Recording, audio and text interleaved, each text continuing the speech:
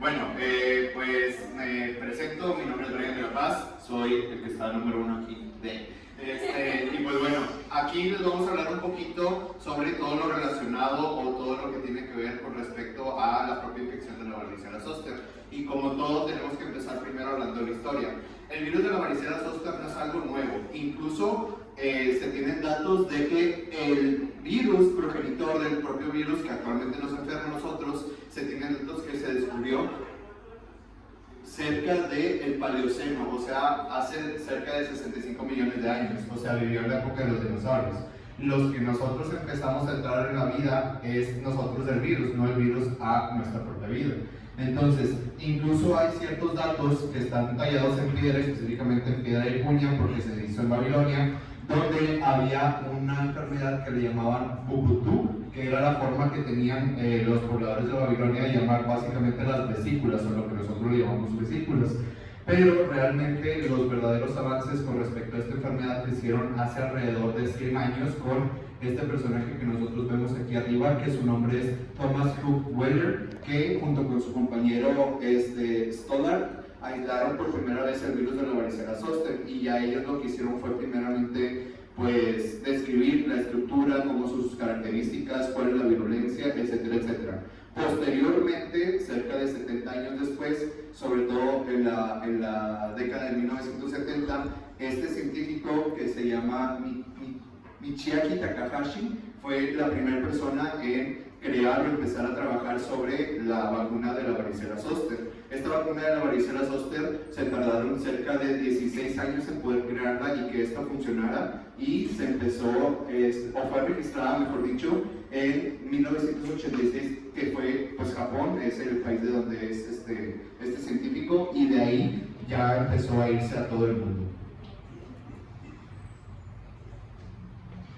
Bueno, mi nombre es Carla Durán y voy a hablar sobre la epidemiología de esta enfermedad exantemática.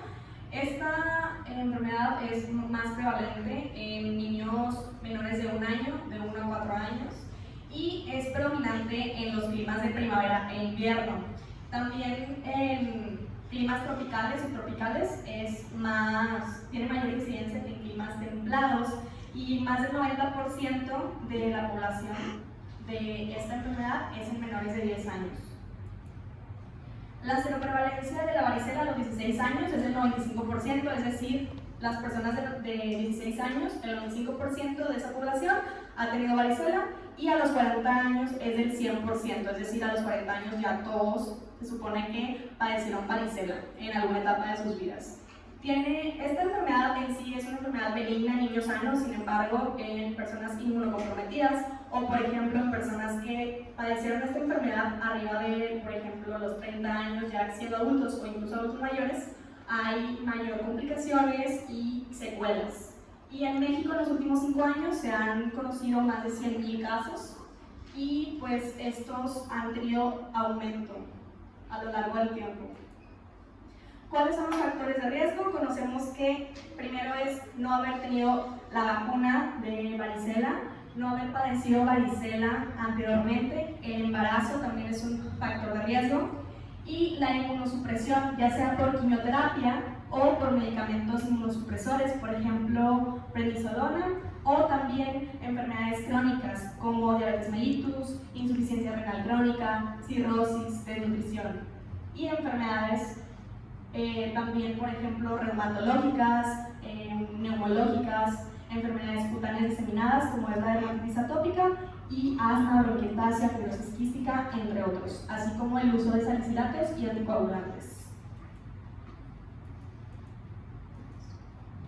Bueno, ahora continuando específicamente hablando del propio agente del virus, esta es más una familia de virus más que un solo virus. Como podemos ver aquí en la tabla, que es básicamente muy grande, es todas las familias y los subtipos de cada una de las familias. No vamos a hablar de todos, específicamente el que nos interesa es el que tenemos aquí encerrado en color rojo, que es el virus de varicela de herpes humano tipo 3, que es el que nos da básicamente la enfermedad de varicela zoster. que la propia enfermedad de varicela zoster es como que comprende dos situaciones clínicas, que son la de la varicela, que es justamente el motivo de la clase del día de hoy, pero también la infección o el herpes zóster propiamente. Hay una tercera enfermedad, pero no nos vamos a acabar con esta. Entonces, esto básicamente las características de este agente es que es un virus de una envoltura de gran tamaño que contiene una molécula bicatenaria de ADN.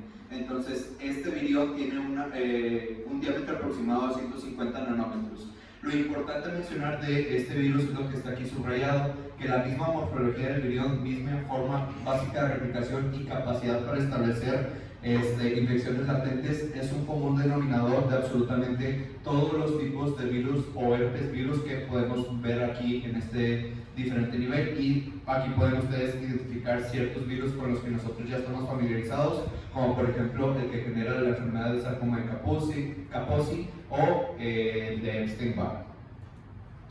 Continuando un poquito con esto, me voy a adelantar un poquito a la propia presentación explicándoles cómo es que funciona o por qué es que actúa de tal forma lo que viene siendo este agente. En un principio, la principal forma que tenía el agente de poder transmitirse de un huésped a otro era diferente a lo que nosotros conocemos actualmente. Desde un principio, este se puede transmitir por dos vías principalmente, por medio de la varicela, que es la infección primaria que nosotros estamos estudiando en estos momentos, pero anteriormente se transmitía por medio de zóster. ¿Cómo funcionaba esto? Básicamente, en tiempos prehistóricos, los adultos se transmitían entre propios adultos por medio del zóster y no tanto de la varicela. Esto fue cambiando a lo largo del tiempo, específicamente en los últimos 200, 300 años, donde ya se empezó este boom demográfico en la humanidad, donde básicamente empezamos a ver un crecimiento de la población y una urbanización, y esto generó que el propio virus se adaptara ahora a nuestro sistema de vida. Por lo tanto, esto generó que el medio de contagio ahora sea por medio de la varicela, y recordemos que la varicela se puede contagiar de dos formas, por así decirlo. La principal es por medio de contagio por vía aérea, pero también nos podemos hacer un contagio por medio de contacto. Básicamente, si nosotros tocamos o algún paciente que presente estas vesículas tiene contacto con nosotros, por medio de esas vesículas nosotros nos podemos infectar, pero primordialmente, o la principal forma con la que nosotros podemos adquirir la infección de la varicela es básicamente por el contagio de la vía aérea. Ok, aquí encontramos la cadena epidemiológica. El agente causal, como mencionó mi compañero, es el virus de la varicela zoster. El reservorio es únicamente en humanos. La puerta de salida es nariz y boca por medio de aerosoles, o también puede ser la piel, o en una transmisión vertical sería la placenta. Modo de transmisión, aerosoles, y la vertical de madre a hijo. Puerta de entrada, piel nasofaríngea. Regularmente la puerta de entrada pues es la misma de salida, y en este caso es de esa manera, y la susceptibilidad del huésped es en niños menores de 10 años.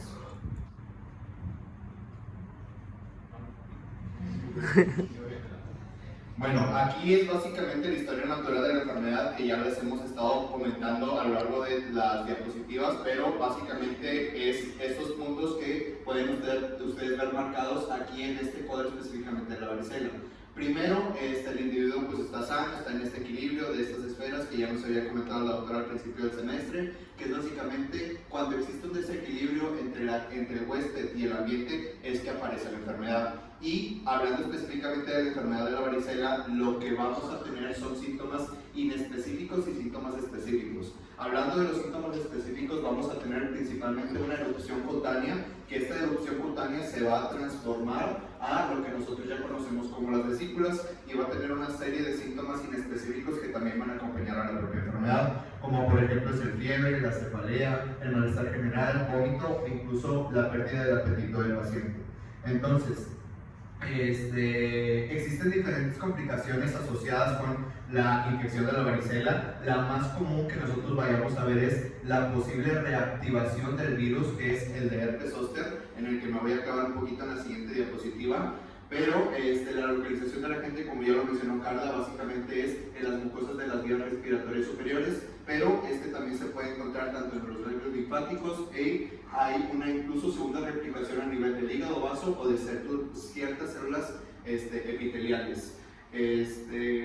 ¿Qué más? Bueno, ya mencionó que es principalmente por inhalación, y esto es importante.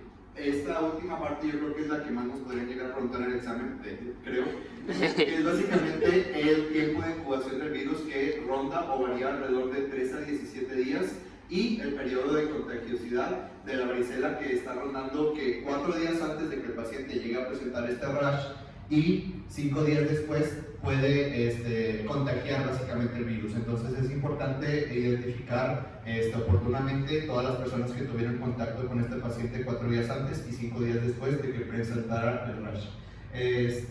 Otras de las complicaciones que ya serían un poquito más mortales son básicamente infecciones bacterianas secundarias. La principal infección secundaria sería neumonía, pero también puede presentar meningitis los pacientes, y estas son de las principales causas de muerte. Con esta diapositiva, a pesar de que es una diapositiva de que literal agarré un artículo, screenshot y nomás para ir rellenar, la verdad es que sí es importante, porque es que si lo sabe Dios, que lo sepa el mundo, doctor. Bueno, esta diapositiva porque me parece sumamente importante para la clase, y la verdad es que es importante, revísalo. Sí, básicamente esta diapositiva nos indica cómo nos podemos aprender todas las etapas que tiene la infección del virus de varicela zoster, pero de forma gráfica. Entonces, lo que quiero que ustedes es que me ayuden para poder explicar esto y que entiendan y tengan lógica, porque la verdad yo entiendo que flojera tener que machetearme en todos los puntos del cuadrito que había en la diapositiva pasada, y por eso tenemos básicamente esta gráfica. La línea horizontal indica básicamente la edad del paciente o la temporalidad de la propia infección, y la línea vertical hace referencia a la concentración de células T que nos ayudan a combatir el propio agente infeccioso. Entonces, ¿qué creen que indique esta línea más oscura continua? ¿David? Veo que me prestas mucha atención. ¿Sí? ¿Qué crees que es esta línea? Si este es nivel de células T. Claro que te avisaron, pero bueno.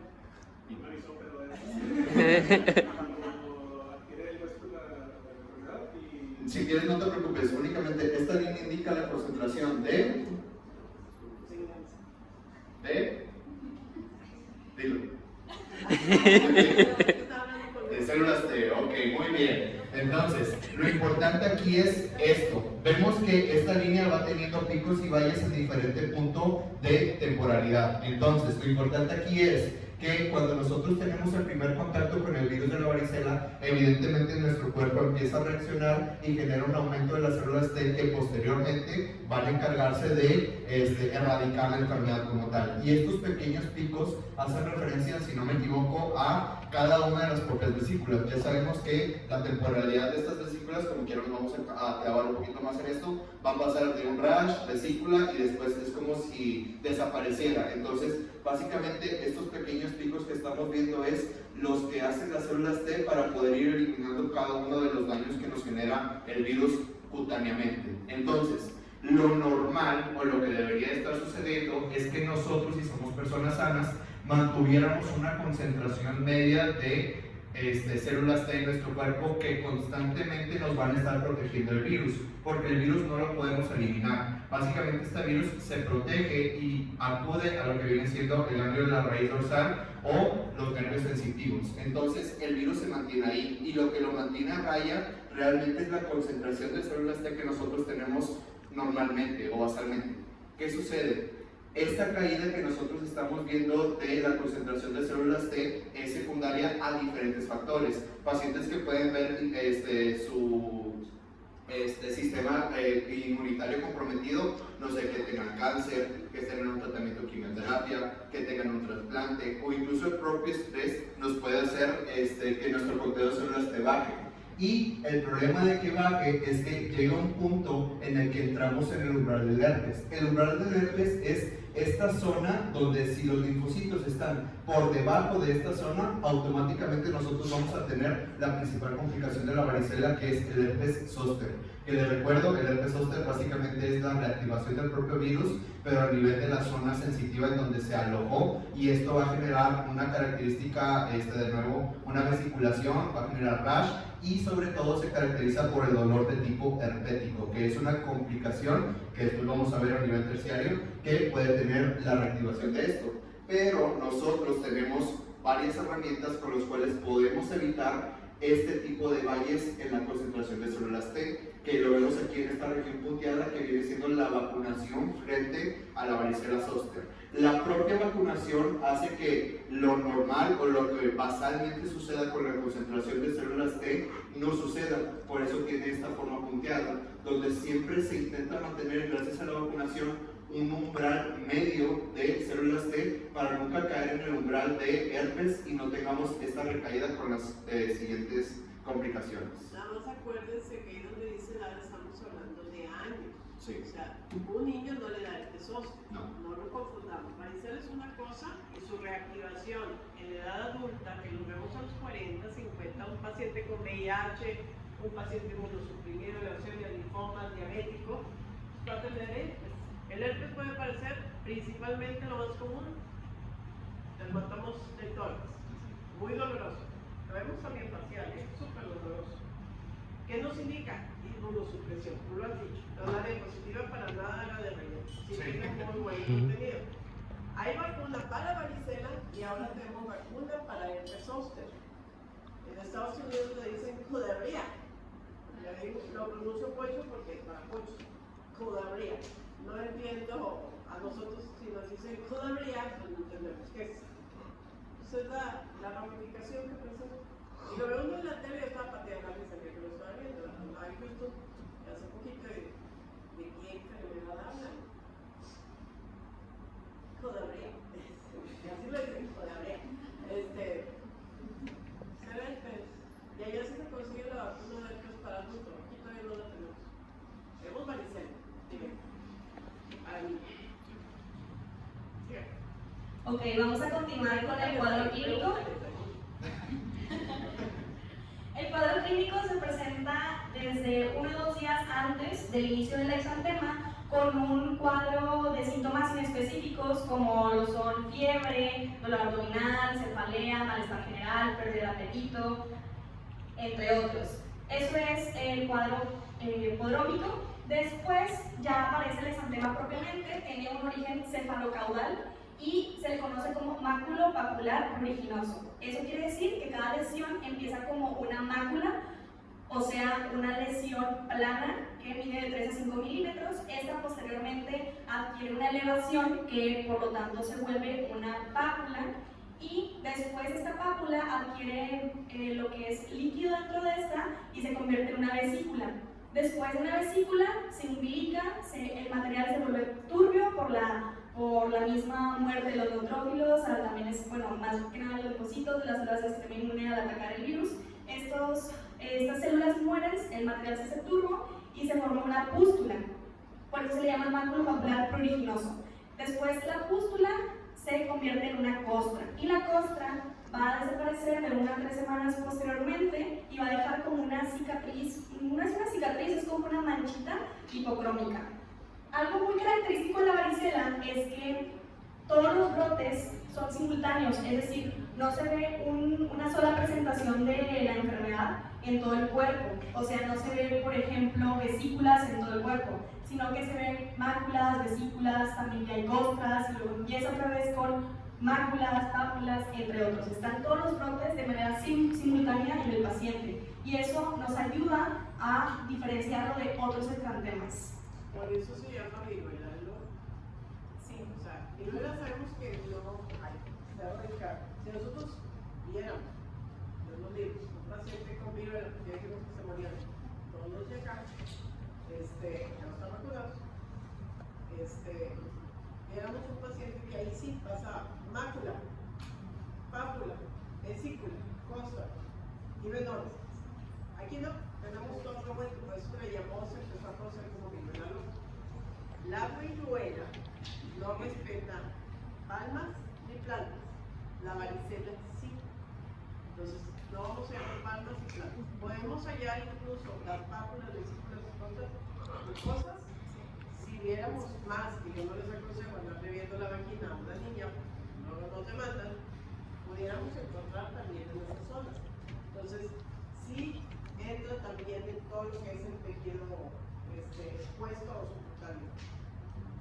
La viruela, pues, era peor, muchísimo peor. De hecho, mataba a los pacientes. La varicela es no vemos mortalidad por varicela. ¿Sigue habiendo varicela? Sí, porque la vacuna se vende. Entonces, seguimos teniendo periodos de brotes y de presencia de varicela por años, cada 2 años, principalmente se ven casos. No voy a decir brotes porque tendría que tener la asociación de un tiempo de una persona, aquí no lo tiene. Entonces, pero pues en las escuelas empieza uno, empieza otro, es vía respiratoria, tiene 2 mecanismos de transmisión. Luego vamos a ver aislamientos y precauciones universales, que son las últimas clases.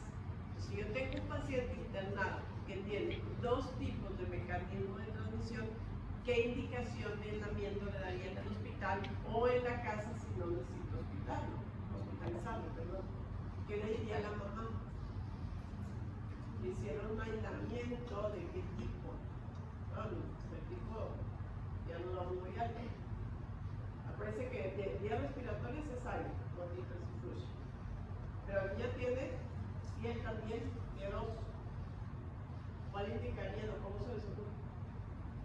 No está inmunosuprimido, como tendríamos el herpes zóster, que también tiene las vesículas así muy doloroso. En su cuarto, separados sus amiguitos o hermanitos, buena ventilación, pero se llama aislamiento estricto. ¿Sí? Porque tengo 2 mecanismos de transmisión. Si yo tengo un paciente VIH o más bien SIDA que tiene varias enfermedades, tengo que ponerle en aislamiento porque tiene molusco contagioso, tiene neumonía por hemocystis carini, tiene herpes zóster, tiene 3, 4 cosas. No me puedo quedar corto. ¿Y estricto qué significa? Que entro con todo. Careta, lentes o gogles, de preferencia la careta, bata de desechable, pitufo, no uso la ropa de casa de afuera, guantes, me estoy protegiendo de todo. Si yo nada más voy a ver a un paciente con aislamiento respiratorio, ¿qué uso? Cubrebocas.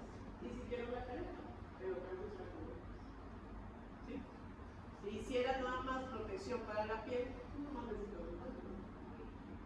y el equipo de ropa. Claro, no entren con el pitufo. El pitufo solo no me sirve para nada. De hecho, no debería entrar aquí. Se los he dicho. Yo sé que lo usan para los guardias, pero por comodidad. Pero si van a entrar a una cirugía, este pitufo ya está contaminado. Ahí va. Que no se sientan nada. Entonces, veo usando pitufo. El pitufo no es para venir a clase. Me han visto a mí venir con bata a la clase. No, porque no estoy en el hospital. No estoy viendo pacientes para que den su bata. No tiene que trabajar. Yo sé que el pitufo lo usan para las guardias. Pero es sugerencia, tengan 2 pitufos. Uno sienta la cirugía, sobre todo porque están en cirugía ahorita, que es el que está limpio. Pero no pueden usar este mismo pitufo ahorita para meterse unos cirugías y el presidente nos invita. Claro, chicas, las van a invitar más que ustedes, la familia. ¿Por qué? No sé. No sé, pero son bien figuras. Hay un género que yo le reconozco a los cirujanos y empieza con una atleta mujer, y eso que mi esposo es cirujano y mi hijo es cirujano. Por eso sé que es ese género. Es aquí. Llega.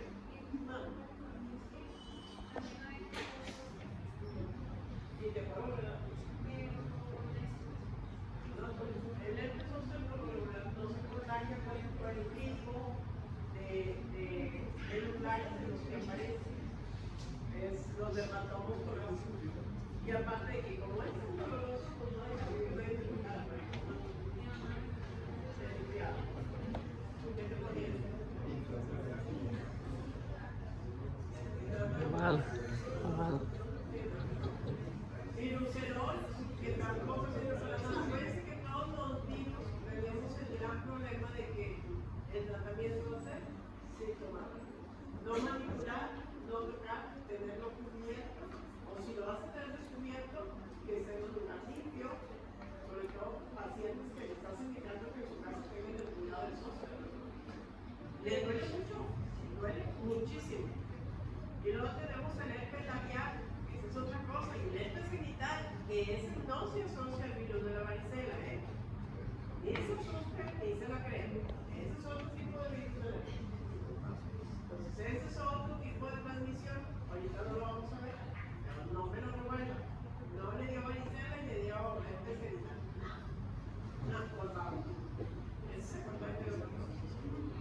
Aquí vemos mácula, pápula, vesícula, costra, costra. No tenemos una foto de un niño o de una carita o una espalda. Está al inicio. Bueno, aquí vemos una imagen. ¿La puedes agrandar? Sí. A ver, también comentario. El camarógrafo está muy bien. Gracias por ayudarnos. Pero, si ustedes entran a Teams y la ponen en la clase en Teams y la ponen a grabar, ya este grupo les dice la vez pasada. No necesitamos al camarógrafo porque estamos muy agradecidos con él. Pero le doy la clase a Teams. Doctora, es que no hay internet en esta aula. Por eso. Entonces, transmitir una llamada de Teams de 40 minutos para gastar mis Por esta, tenemos a los de anatomía y nosotros tenemos Dios. Soy el mal necesario. Va a explicar cómo se llama su nombre. El problema es que ustedes son 77. Yo soy 42 años. A ver, vamos a ver los ejemplos. Ahí, Brian. David, dile a Brian que estás viendo ya que te agarras bien, ¿verdad? Pregúntale. Ahora sí que loco. ¿Tú también? No.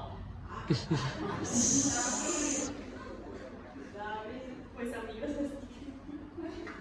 Bueno, pues ya deberían de ser amigos porque van a acabar la carrera y van a estar juntos ya cuarto año y eso significa que ya lo hicieron. Entonces, si quiéranse. No, devuelvo por nosotros. sí. Continúo con la clase, doctora. Sí, sí, que no nada bien regárselo. Pero, ¿dónde? Bueno, aquí vemos la cara de un niño, no sé su edad, pero tal vez menos de 4 años, que es la mayor prevalencia, y vemos cómo se juntan todos los estadios de la varicela. Por ejemplo, aquí vemos una pápula, aquí ya vemos cómo la pústula explotó, aquí ya hay una costrita, hay vesículas también por aquí. Entonces, eso es lo que quiero decir, que hay dosis de manera simultánea. Y aquí lo importante que también mencionaron el florito. Entonces, ese niño tenemos que tener cuidado, esa niña, con las uñas, la higiene de las manos de sus uñas, porque a esa edad quedó un poco con la que se va. Si ustedes ya les dio varicela, la niña le dio varicela aquí. Pero bastante. Yo tengo aquí una cicatriz de varicela. ¿Qué significa? Que nos rascamos. Hay unos, nos rascamos. Se infectó.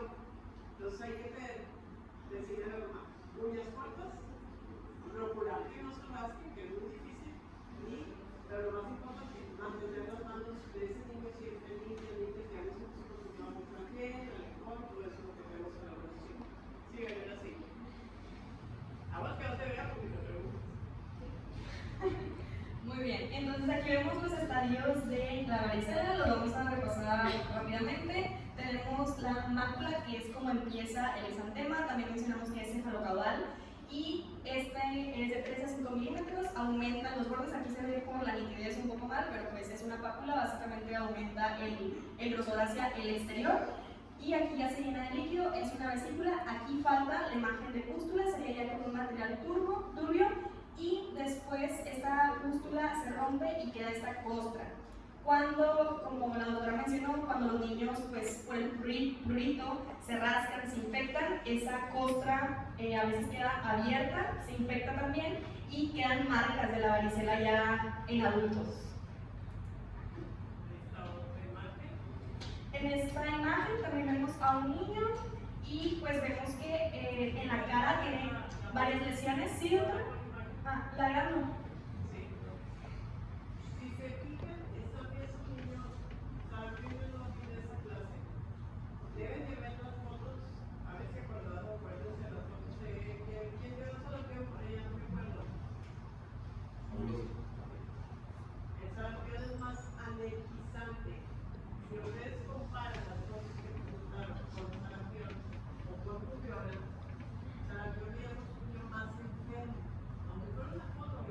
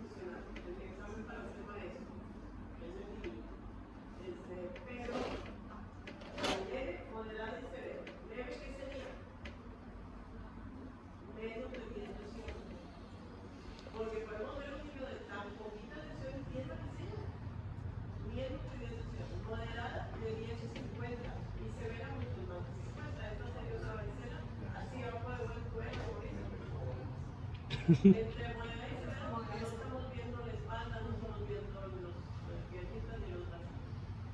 ¿Sí ven? Muy bien. Pero hay un tratamiento, no lo Las lesiones, como mencioné, maduran de manera simultánea y algo también importante en cuanto al exantema es que las lesiones son abundantes en partes cubiertas, es decir, en tórax, por ejemplo, también muslos y surgen en cuero cabelludo, mucosas como lo mencionó la doctora, pueden ser incluso dentro de la boca, en paladar, en axila también se pueden ver, de hecho aquí en la imagen se ven en los bordes axilares y también en vías respiratorias superiores en conjuntivas. Y pues diferenciar, o sea, las lesiones sí pueden aparecer en conjuntivas, sin embargo no es lo mismo que, por ejemplo, en el sarampión, que sí hay conjuntivitis, ahí ya es muy diferente la presentación clínica en el ojo y como mencionó la doctora, pues en el sarampión los niños sí se ven más enfermos. Ahorita vamos a ver un cuadro con los diagnósticos diferenciales, que es este que vemos aquí, con los principales diagnósticos diferenciales. Primero tenemos sarampión, que el periodo prodrómico es de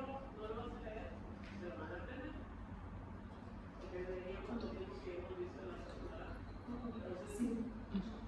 Es que usted mencionó que varicela pusiéramos el cuadro de diagnósticos diferenciales. Ah, ok. Bueno.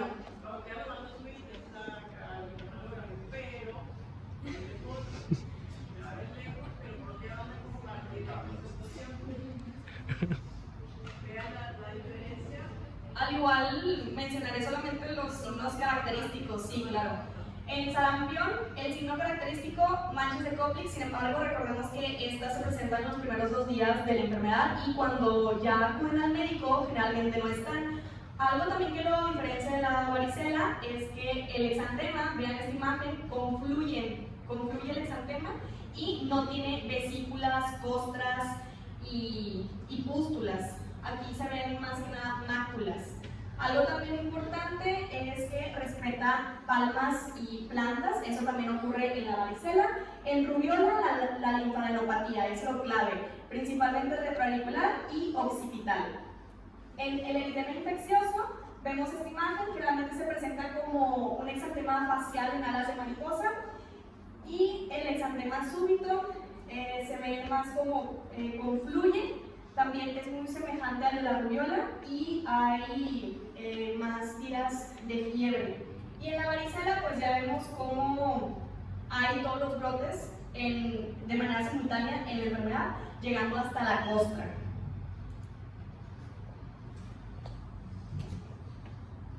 Bueno, ahora con respecto a los niveles que tenemos de prevención, tenemos, bueno, en el más nos vamos a acabar principalmente es en el primario, que hace referencia a la promoción de salud, que es explicar a la población qué es exactamente esta enfermedad y bla bla. Después está la protección específica, que es el de evitar contagios, evitar desinfectar evidentemente utensilios que esté utilizando el paciente que esté pasando por la infección y lo más importante que voy a mencionarlo en la siguiente diapositiva, la aplicación de la vacuna. Ahora, en el caso de que ya tengamos como tal una infección o ya estemos ya con la enfermedad, pues entonces hay que realizar diferentes pruebas a los pacientes, pero principalmente, Gemma, yo te pregunto a ti, ¿qué tratamiento le darías a un pacientito con varicela? Leyendo la diapositiva.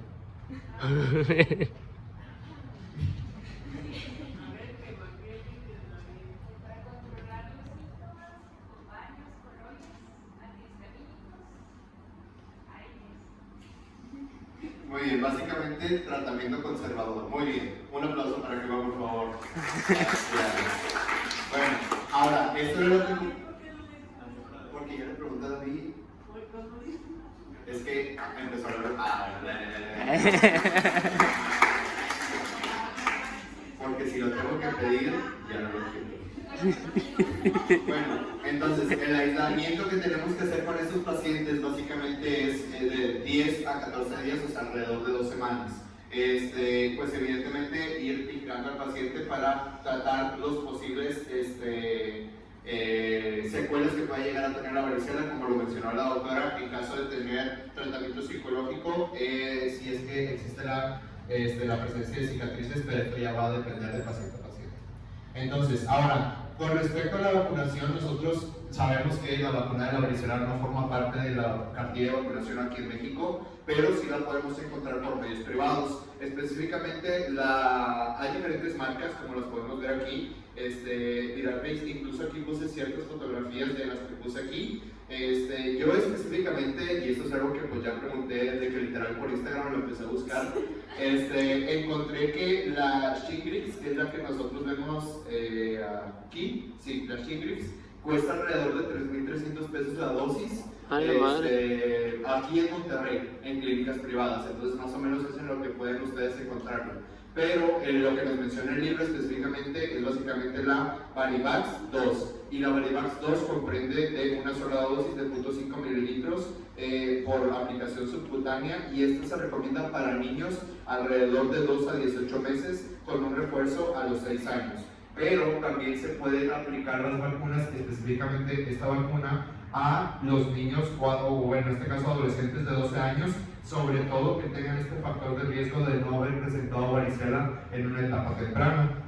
Y en este caso, cuando vamos a vacunar a estos niños o esta población, cambia lo que viene siendo las dosis. En este caso son 2 dosis con un intervalo de 4 a 8 semanas, exactamente por la misma vía y pues la misma cantidad de vacuna. ¿Cuánto cuesta la variedad? Es más accesible, es mucho más barato que... Sí, creo que ahorita, bueno, el libro menciona la Varivax 2, pero aquí puse la imagen porque ya existe la Varivax 3.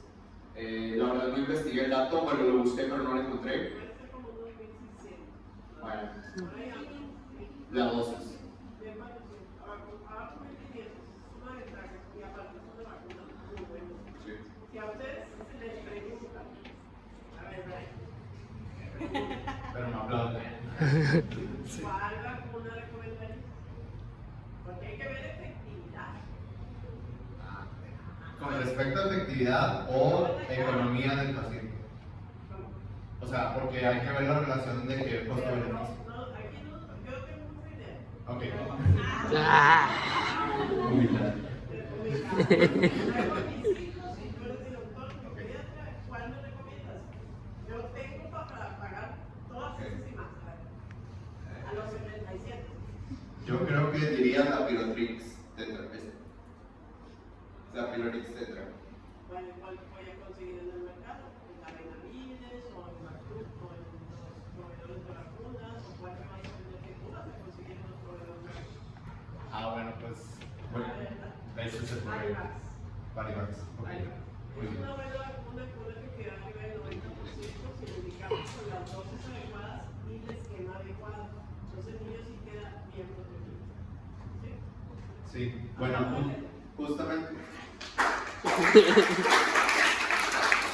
Justamente esto hace relación a lo que iba a mencionar en esta diapositiva, que el método de vacunación que mencionó la doctora se estima en un 70-90% para la prevención de esta enfermedad. Esto se fija también como una profilaxis, sobre todo que la intensidad, si se aplica en un término de 3 a 5 días, post-exposición también se ha notado que tiene ciertos beneficios. La vacunación en adultos, aquí sí es necesario cambiar la dosis, en este caso en adultos ahora son 2 dosis y esto va a generar un 90% que las personas alcancen niveles de anticuerpos suficientes para poder prevenir la enfermedad. Con respecto a los efectos adversos, pues son los que ya conocemos de cualquier vacuna común, como dolor en la zona de aplicación, fiebre, ciertas personas pueden presentar un rash pero contenido. Hay menos de 1% de transmisión del virus vacunal, porque recordemos que la vacuna son virus vivos atenuados.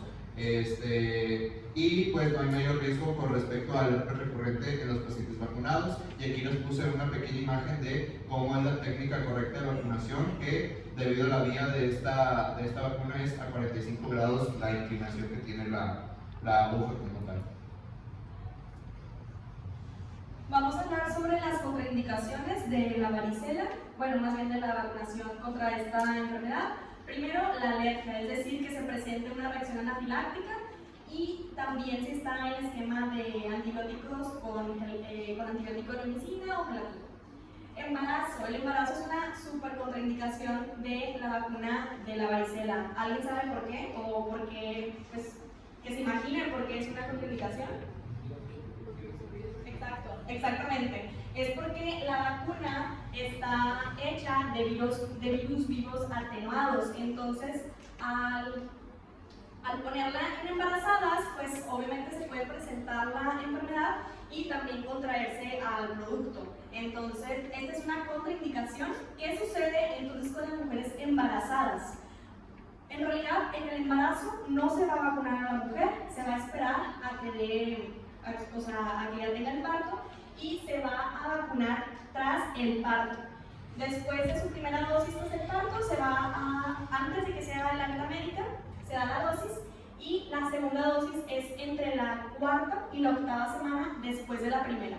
Entonces, ¿qué hacemos? Nos esperamos a que la mujer haya pasado todo el periodo del embarazo y antes de darla de alta, primera dosis y segunda dosis de 4 a 8 semanas después. Eso lo haríamos cuando tuviéramos algún brote, bueno, una emergencia que no se hace regularmente.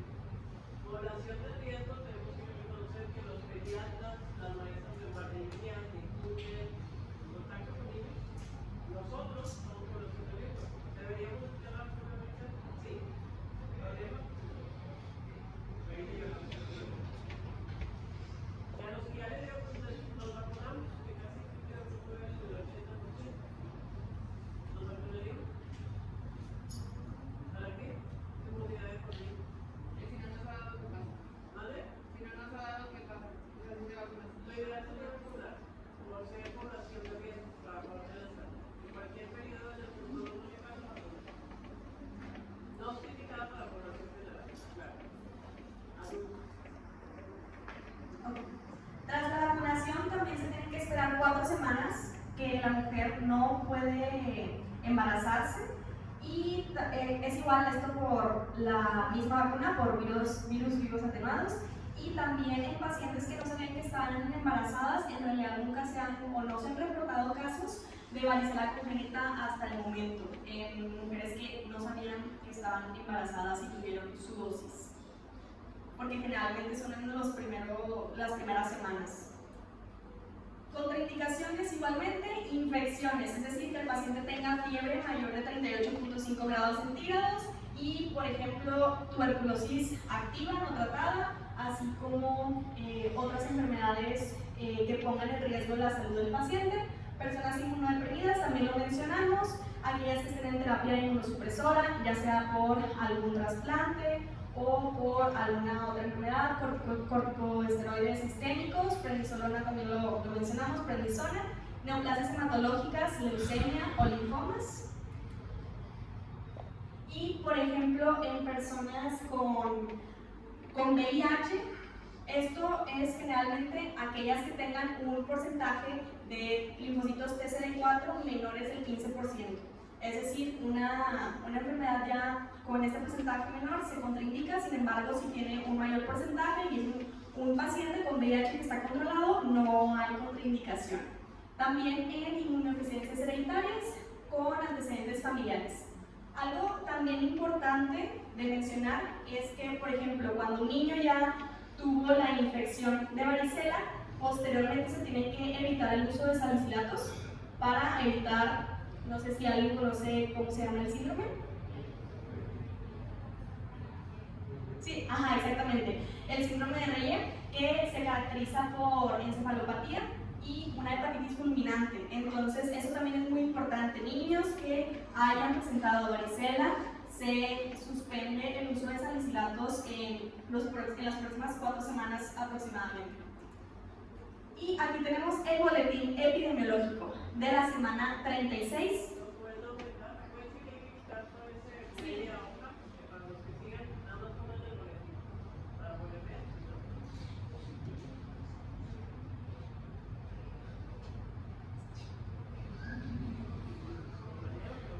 Muy bien, en esta semana, bueno, la semana 26 creo que sí es esta o la anterior, de casos se han obtenido 31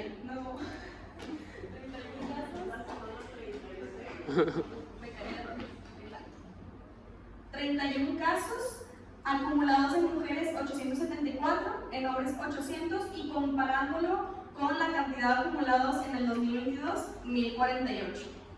Superados totalmente el año pasado. ¿Por qué? Porque acabamos de descubrir una enfermedad. Mm. Dejamos muchas cosas que estaban ayudando a eso. ¿Cuál es el estado que tiene más recursos? Parece que no son tasas, pero lo mismo. La tasa sí nos da posibilidad. Los ríos no. No me fijo exactamente, pero sí. En esta semana es la Ciudad de México con 79 casos y en general en mujeres acumulados del 2023, creo que es México, el Estado de México. Sí, el Estado de México con 1.608 casos en mujeres, no, perdón, en hombres, y en femeninos con la cantidad de 1.436 casos en el Estado de México. Ahora los totales. En totales, bueno, esto ya es de todos, pero totales pues sería sumando. Si sumamos los totales de mujeres y hombres, no los 640 que son de la semana 36, y ya los sumamos ahí. 15.230 mujeres más 14.500 hombres, más o menos. 700.000.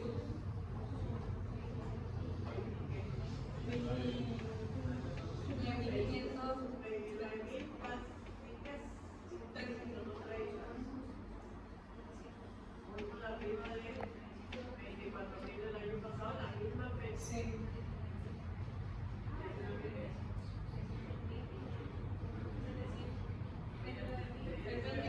29.757, comparándolo con 24.320. Ahora tenemos una vacuna en resumen bastante buena. Tenemos casos de varicela, hay que saberlo diagnosticar, hay que darle la atención debida y no permitir complicaciones. A mí se me ha tocado ver desde mi vida de trabajo casos que fuertes con varicela, sobre todo en jovencitos entre los 14 y 15 años. La principal complicación fue la neumonía.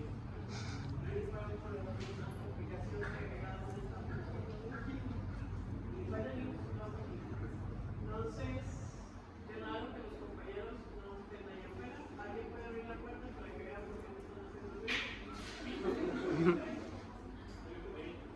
No, abren para que vean la puerta, abren para acá o para afuera. Abren para afuera, ¿verdad?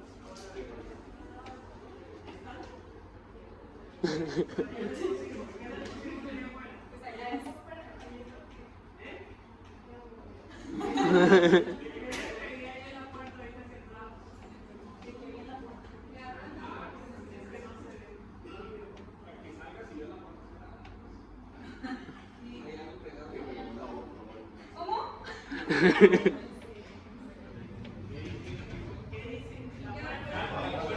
Del otro lado, del otro lado. No, de la otra puerta.